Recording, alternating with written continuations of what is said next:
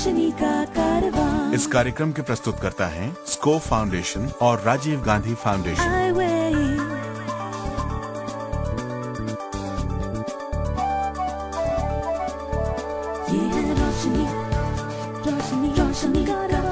रोशनी जो करती है अंधेरे को दूर, रोशनी जो लाती है दिल में नूर, रोशनी जो दिखाती है रास्ता। ये है रोशनी का कारवां। रोशनी के कारवां के हमसफर साथियों को अरशद इकबाल का आदाब। और सलीमा रजा का भी। अरशद, वेलकम।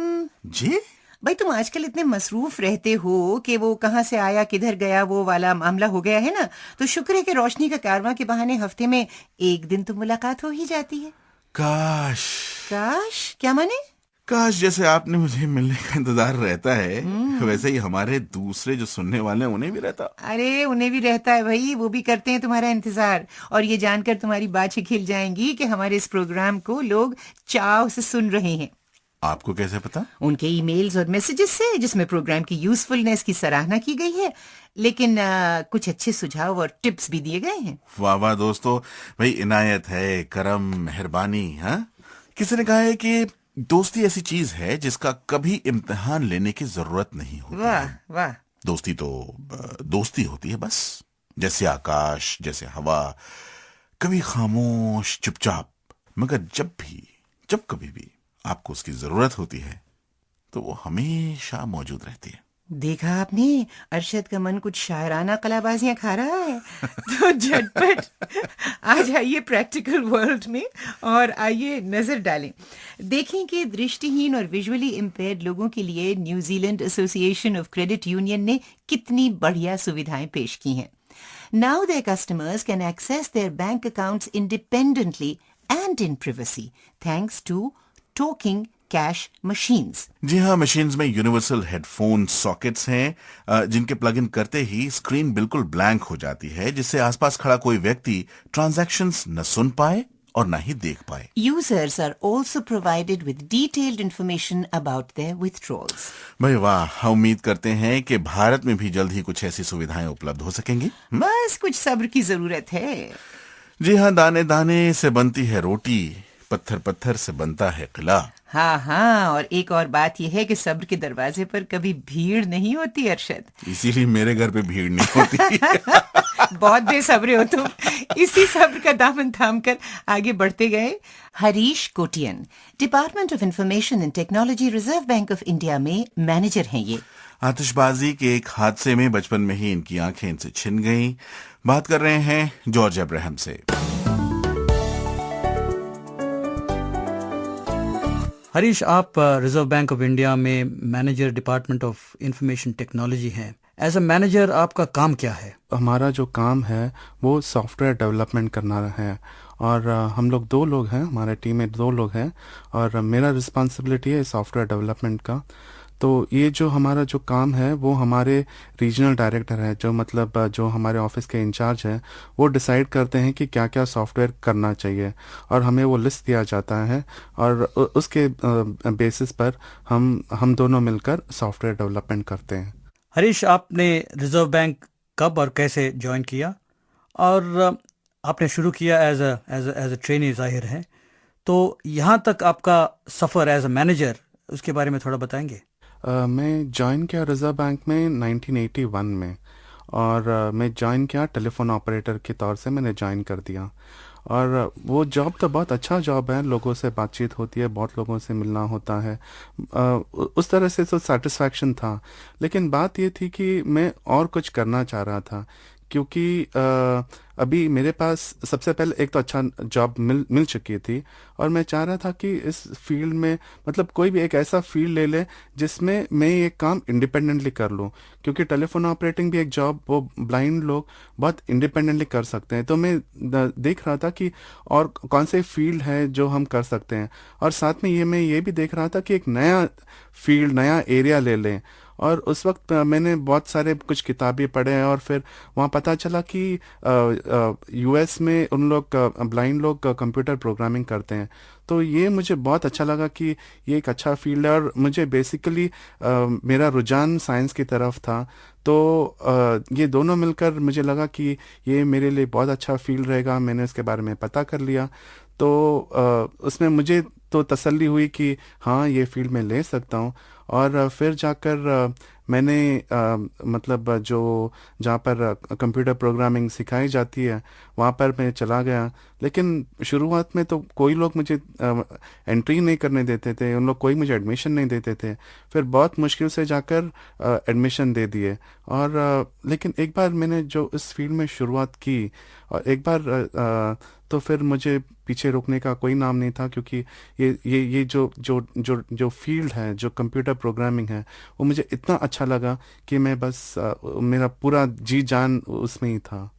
हरीश, आप आरपीआई ज्वाइन किया एज अ टेलीफोन ऑपरेटर, उसके बाद आपने कंप्यूटर डिपार्टमेंट में आया। तो ये जो शिफ्ट आपका हुआ, कंप्यूटर्स में जो ट्रेनिंग आपने ली है, इसके बारे में थोड़ा आप बताइए। मैं 83 के टाइम पर कंप्यूटर तो बहुत एक नया फील्ड था। और उस वक्त मैंने जिस तरह से मैंने जो रास्ता चुना वो इस तरह से किया कि उस वक्त लोग यूजुअली क्या करते थे, जो लंबा एक साल का 2 साल का प्रोग्राम अटेंड करके करते थे। मैंने उस तरह से नहीं किया। मैंने एक एक लैंग्वेज को अपनी तरह से ले लिया और फिर उसको अच्छी तरह से समझ के, अच्छी तरह से उसको डाइजेस्ट करके, और फिर बाद में उसमें अच्छा प्रैक्टिस करने के बाद दूसरा लैंग्वेज पे चला गया। तो मैं अपना पेस में इस तरह से सीख लिया। और फिर जब वो करने के बाद तो ये फ़ायदा हुआ कि मैं जब वर्क करने लगा, सॉफ्टवेयर पर वर्क करने लगा, तो मैं एकदम थरा था। और ये बहुत ज़रूरी था, क्योंकि मैं ये सोच रहा था कि जब हम ब्लाइंड लोग इस फील्ड में जाते हैं तो इसमें कुछ ज़्यादा मेरे पास ज़्यादा हो, कुछ प्लस फैक्टर हो देने के लिए, अगर वो हो तो ही मैं सफल हो सकता हूँ। तो इसीलिए मैंने अपनी तरफ से बहुत प्रैक्टिस कर ली है, बहुत टाइम कंप्यूटर्स पर बिताए, और वो सब होने के बाद ही मुझे वो कॉन्फिडेंस लेवल आ गई। और फिर वो कॉन्फिडेंस लेवल मेरे वर्क में भी रिफ्लेक्ट हुआ, क्योंकि वो जो प्रोग्राम्स मैंने जो बनाए वो मतलब वो बहुत सफल प्रोग्राम्स रहे और उसको एक्सेप्टेबिलिटी भी बहुत अच्छा रहा। हरीश, आप अपने एक्स्ट्रा करिकुलर एक्टिविटीज़, हॉबीज़ के बारे में थोड़ा बताइए। मैं हैम रेडियो में इंटरेस्ट रखता हूँ। तो उसमें हम बहुत सारे लोगों से हमारी बातचीत होती है, दुनिया भर के लोगों से हमारी बातचीत होती है, रेडियो के द्वारा हम बातचीत होती रहती है। और फिर ये एक ऐसा फील्ड भी है, मतलब ये एक हॉबी भी है, साथ साथ ये बहुत इनोवेटिव हॉबी भी है। उसमें बहुत सारा चीज़ इनोवेशन होता रहता है। तो उससे हम मतलब हर एक टाइप के लोगों से मुलाकात होती है, प्रोफेशनल्स की मुलाकात होती है, इंजीनियर्स की मुलाकात होती है, सॉफ्टवेयर डेवलपर्स की मुलाकात होती है। तो इस तरह से मतलब ज्ञान पाने का भी एक बहुत अच्छा तरीका है। और फिर मतलब मुझे घूमने का बहुत शौक है, ट्रैकिंग का बहुत शौक है। और आगे जाकर हमने माउंटेनियरिंग भी सीख ली।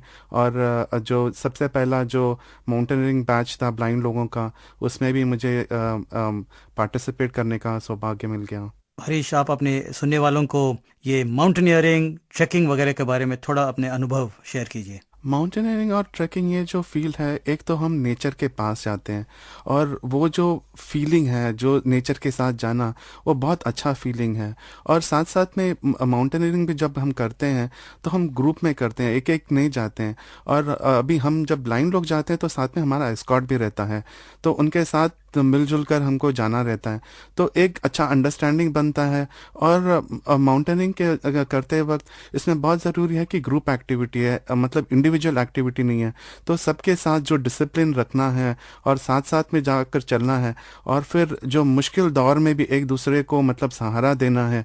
तो ये कुल मिलाकर ना बहुत अच्छा लगता है और एक बहुत चैलेंजिंग भी है। मतलब माउंटेनियरिंग आमतौर से लोग नहीं करते हैं, और फिर जब उन लोग देखते हैं कि ब्लाइंड लोग इसमें जाते हैं तो उनको भी इंस्पिरेशन होता है और हमें भी अच्छा लगता है। आपने माउंटेनियरिंग कहाँ से सीखा और कौन कौन से पहाड़ पे आप अभी तक चढ़े हैं? हिमालयन माउंटेनियरिंग इंस्टीट्यूट जो दार्जिलिंग में है, जो प्रीमियर इंस्टीट्यूशन है माउंटेनियरिंग का, वहाँ पर हमने बेसिक माउंटेनियरिंग कोर्स कर दिया है।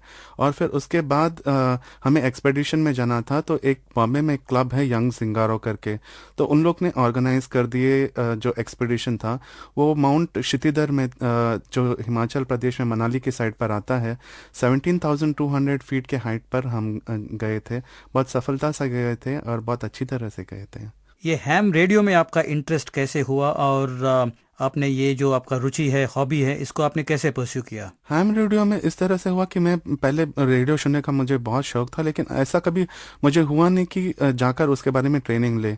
लेकिन जब हम माउंटेनिंग के जब हम एक्सपेडिशन कर रहे थे, तो हमें कुछ वायरलेस वॉकी टॉकी की ज़रूरत थी, क्योंकि हम अलग अलग कैंप्स में थे और उनके बीच में जो कम्युनिकेशन की ज़रूरत थी, तो उस वक्त हमें कोई देने के लिए तैयार नहीं था। इसलिए देने के लिए तैयार नहीं था क्योंकि उसके लिए लाइसेंस की ज़रूरत है, और वो हैम ऑपरेटर्स को ही मिलती है और किसी को मिलती नहीं है। और सबसे इम्पॉर्टेंट बात है कि जो डिस्ट्रेस का टाइम है, जो इमरजेंसी का टाइम है, जब नेचुरल कैलामिटीज़ का टाइम है, तो उस वक्त हम लोग कम्युनिकेशन प्रोवाइड करते हैं।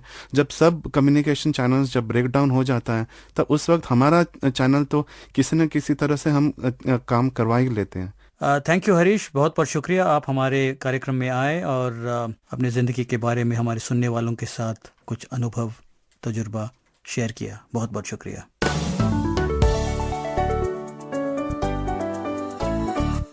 As we heard Harish Kotian, we realize if you want a thing bad enough to go out and fight for it, work day and night for it, give up your time and your peace and your sleep for it, you will succeed. Salima, आपने हमें इतनी अच्छी बात बताई, हम भी आपको कोई इन्फॉर्मेशन देना चाहते हैं। कंटेम्प्रेरी वेस्टर्न म्यूजिक में जब गिटार का जिक्र आता है तो होजे फेलिसियानो का नाम भी जरूर आता है। बचपन से अंधे पोर्टोरिको के इस गजब के संगीतकार ने कामयाबी के आसमान को कैसे मुट्ठी में ले लिया, ये जिक्र कर रहे हैं, ये बता रहे हैं आपको Om Puri, the actor of international repute. जन्म से ही दृष्टिहीन होजे फेलिसियानो को 3 साल की उम्र में ही संगीत से प्रेम हो गया। 9 साल की उम्र में उन्होंने पोर्टोरिको थिएटर के लिए परफॉर्म किया। बिना गुरु, सिर्फ रिकॉर्ड्स के सहारे उन्होंने खुद संगीत शिक्षा ली। लगातार 14-14 घंटे की प्रैक्टिस कर गिटार बजाना सीखा। 17 साल की उम्र में पढ़ाई छोड़ उन्होंने अपने पारिवारिक कॉफी हाउस में गिटार बजाया। अर्जेंटीना में एक शानदार परफॉर्मेंस देखकर एक रिकॉर्ड कंपनी उन पर मंत्रमुग्ध हो गई और उन्हें ब्रेक दिया। 23 साल का होते होते होजे फेलिसियानो को 5 ग्रैमी नॉमिनेशन मिले। उनकी एल्बम फेलिसियानो ने 2 अवार्ड भी जीते। उनकी संगीत साधना ने उन्हें हॉलीवुड वॉक ऑफ फेम से लेकर लंदन के वॉल ऑफ फेम तक पहुंचा दिया। उन्होंने दुनिया के कई नामी गिरामी ऑर्केस्ट्राओं के लिए बजाया। उन्हें अपने देश के राष्ट्रगान को स्टाइलाइज करने और सार्वजनिक तौर पर उसे बजाने का गौरव मिला। आज वो एक ऐसा जीता जागता दृष्टांत है जो विकलांग व्यक्ति के संकल्प और उपलब्धियों की कहानी कहता है। अपनी मखसूस आवाज और अपने मखसूस अंदाज में ये प्रोफाइल आप तक पहुंचा रहे थे ओम पुरी।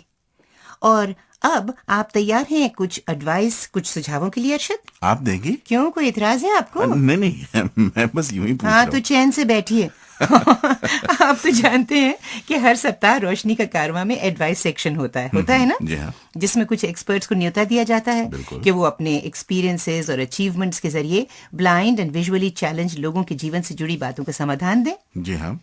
तो आज हमारे साथ कौन है? चित्रा गर्ग दिल्ली में national association of the blind में 14 साल से पढ़ा रही हैं।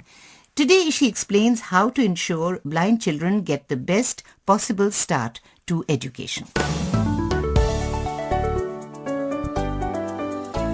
सबसे पहले चित्रा जी, जरा उन एरियाज पर रोशनी डालिए जिन पर बच्चों के sense of hearing, touch and smell कैसे डेवलप किए जा सकते हैं। बच्चे के सामने अगर एक नॉर्मल बच्चा है वो देख के सारी चीजों को आइडेंटिफाई कर लेता है, लेकिन एक विजुअल इम्पेयर्ड बच्चा है वो देख नहीं पा रहा है, तो हम अगर जो भी चीज उसके सामने रखेंगे तो उसकी शेप से वो आइडिया लगाएगा। सपोज मैंने उसको फ्रूट्स काट के रखा सामने, अगर उसके सामने मैं एप्पल रखूंगी तो मैं उसको बताऊंगी कि एप्पल गोल होता है, एप्पल रेड कलर का होता है, उसकी शेप ये है, उसको मैंने काट के दिया तो उससे उसको उसका टेस्ट भी पता लगा उसके साथ में। अगर जैसे मैं सब्जी यहाँ करने बैठी बनाने जा रही हूँ तो मैंने उसके सामने टमाटर रखा और आलू सब्जी बना रही हूँ, मटर वगैरह सब है मेरे पास, तो मैं इसको साथ के साथ बैठ के बता से जा सकती हूँ कि टमाटर देखो ये भी है, टमाटर गोल है लेकिन ये सॉफ्ट है, और आलू भी गोल है लेकिन ये हार्ड है। तो उसको दोनों टेक्सचर में पता लग गया कि सॉफ्ट और हार्ड क्या है, उसकी शेप में भी फर्क पता। धनिया के पत्ते उसको पता लगा, उसमें उसको स्मेल भी पता लगी बच्चे को कि इससे जहाँ भी कहीं धनिया की स्मेल आएगी तो एकदम बता देगा कि ये धनिया है। उसी तरह जब हम नहाने बैठेंगे तो अगर साबुन है, अगर हमने बच्चे के लेके सिर पर डाल दिया शैम्पू और कुछ नहीं बढ़ा तो उसे पता ही नहीं लगेगा, तो कल को वो डिटॉल भी उठा के डाल लेगा, अगर कहीं उसे मालूम ही नहीं है तेल भी उठा के डाल लेगा। लेकिन अगर हमने उसे बताया है कि ये चीज ऐसी है, इसकी स्मेल आ रही है, ये शैम्पू है, इसके बाद ये हमने तेल लगाया, इसकी स्मेल कुछ अलग है, आपको अगर उसके बाद में डिटॉल में हमने बाथरूम में ये डाला है उसकी स्मेल अलग है, तो हम बराबर बच्चे को बताते जाएंगे तो उसको स्मेल में अंतर करना आ जाएगा और वो ये बता भी देगा कि ये गंदी स्मेल आ रही है, अच्छी स्मेल आ रही है। क्रीम लगाएंगे तो उसकी स्मेल अलग है। तो बच्चे ने स्मेल से काफी बातें जानकारी कर ली। और कहीं भी जैसे किसी सड़क पर जा रहे हैं, अब सपोज बाहर गंदा भी होता ही है तो स्मेल से एकदम बोल देगा यहाँ गंदा है, यहाँ साफ है, या किसी ने परफ्यूम लगाया है बहुत अच्छी स्मेल आ रही है, आज किचन में हलवा बना है उसकी स्मेल आ रही है। तो स्मेल से बच्चे ने काफी कुछ सीखा। छूने से भी बच्चों ने पता लगाया। अब हमने कपड़ा पहना है, सूट पहना है, उसका कपड़ा अलग है, सिंथेटिक है, साड़ी डाली है आज कॉटन की है, ये हार्ड हो रही है, ये बेटा इसमें कलफ लगी है, हार्ड है, बेडशीट बिछाई है, इसका कपड़ा मोटा है, टॉवल है, इसका कपड़ा सॉफ्ट है और अलग है। तो बच्चे को डिफ्रेंशिएट करना भी आया कि टेक्सचर में भी। तो घर में जितने भी लोगों की है आवाज़ सबकी अलग अलग है, उसी से आप एकदम कह देते हो दादी आ गई कि बाबा आ गए, कैसे आपने अलग अलग आवाज़ सुनी। तो और उससे हम ये अगर बाहर लेके जा रहे हैं तो भी हम रोड पे बता सकते हैं कि ये आप देखो ये मोटरसाइकिल जा रही है, ये कार जा रही है, इसकी आवाज़ ऐसे है, ये हॉर्न बजा है कि इसका मतलब आप अलग रास्ते से हट जाओ, आप बीच सड़क पर जा रहे हो। ये चीज़ें हम बच्चों को साउंड से और टच फील टेस्ट से ही बता सकते हैं। जो काम बच्चा देख नहीं रहा वो छू के अपना आइडेंटिफाई मैप बना लेता है। एक प्रश्न और आपसे कि नन्हे बच्चों का जिस्म और उनकी रूह आजादी मांगते हैं, मोबिलिटी मांगते हैं, इसे माँ बाप कैसे सिखा सकते हैं? सर मोबिलिटी ट्रेनिंग मेरे हिसाब से हम इस प्रकार बच्चे के साथ कर सकते हैं कि अगर जैसे हमने रूम में बिल्कुल सेंटर में अगर एक टेबल डाल दिया है तो नेचुरली है वो बच्चे को टकरा जाएगी। और अगर तो हमें भी पेरेंट्स को इस तरीके से ध्यान रखना चाहिए कि सेटिंग किस हिसाब से किया जाए थोड़ा सा।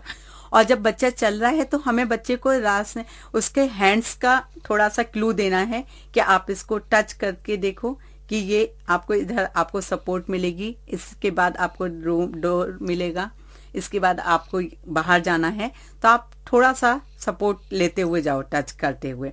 या फिर हम ये भी कर सकते हैं कि पेरेंट्स को शुरू में बाहर जाना है तो बच्चे को आइडिया रहे कि यहाँ से रूम से लेके बाहर तक के जाने के लिए तो एक साउंड किसी भी चीज़ का दें और उसके वे क्लैपिंग साउंड ही दे सकते हैं कि क्लैपिंग करते जाएं और आओ बेटा आओ, तो उससे बच्चे का डर अंदर का निकले हाथ में तो वो आराम से चल सकता है।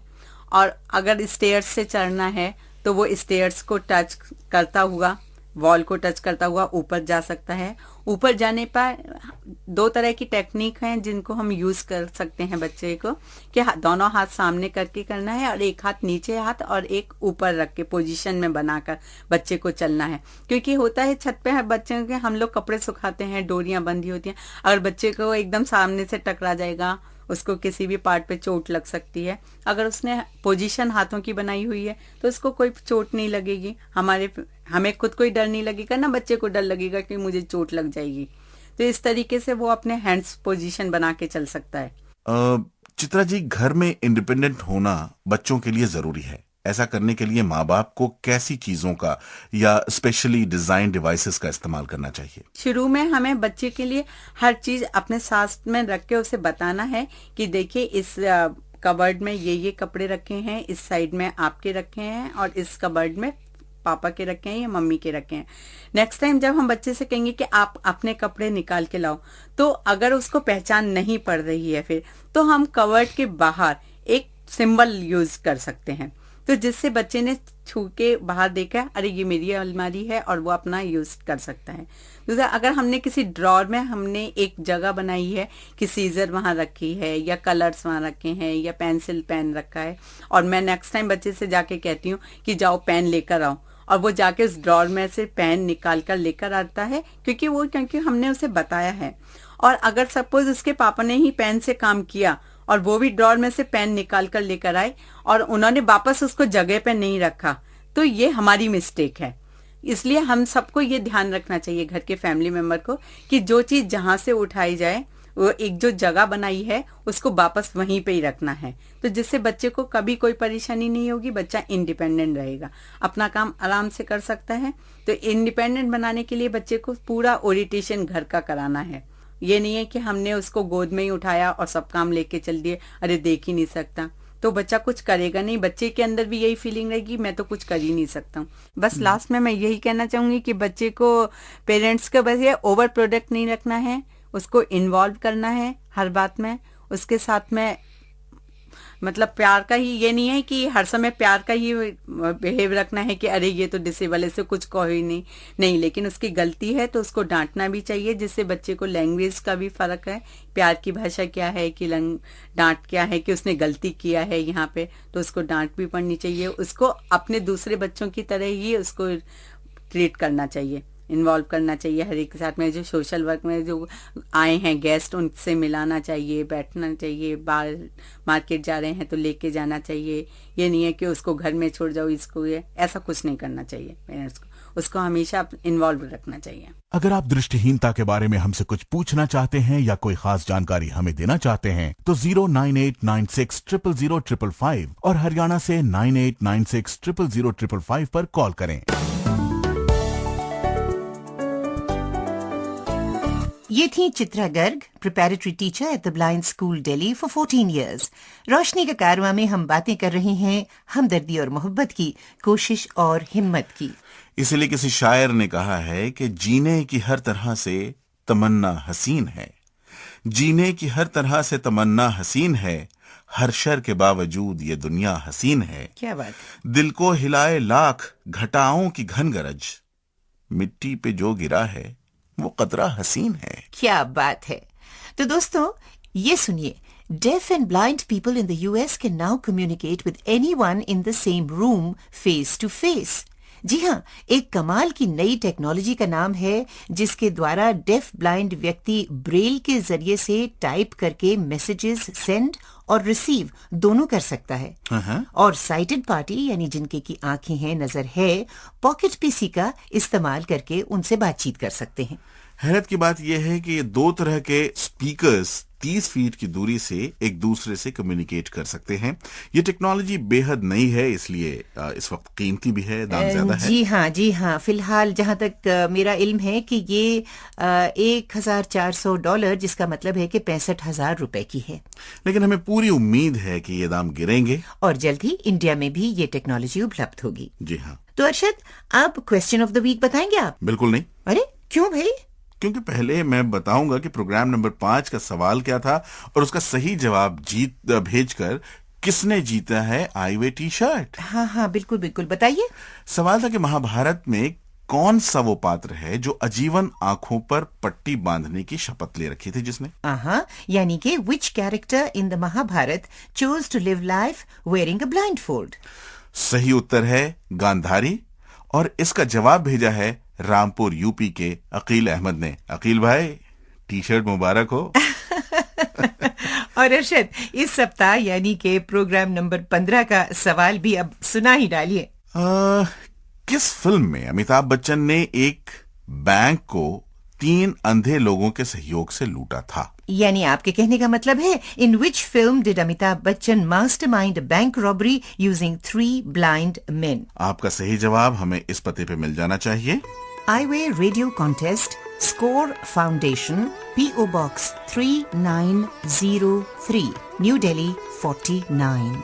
15 दिनों के अंदर अंदर तक हमें आपका जवाब मिल जाना चाहिए, क्योंकि उन्हीं सही उत्तर के आधार पर हम उनका लकी ड्रॉ निकालेंगे और 5 लकी विजेताओं को मिलेगा एक स्पेशल आईवे टी शर्ट।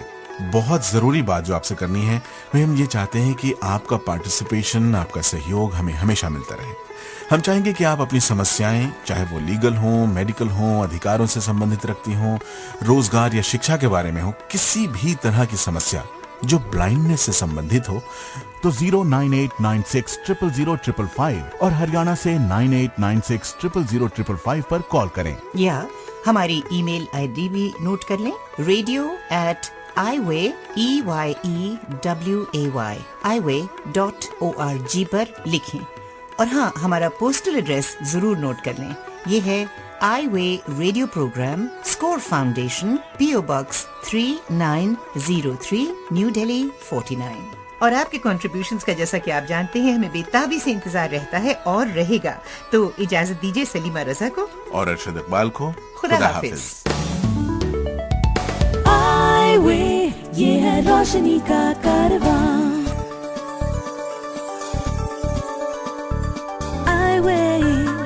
इस कार्यक्रम के प्रस्तुतकर्ता थे स्कोर फाउंडेशन और राजीव गांधी फाउंडेशन। ये है रोशनी, रोशनी, रोशनी का कारवां, रोशनी।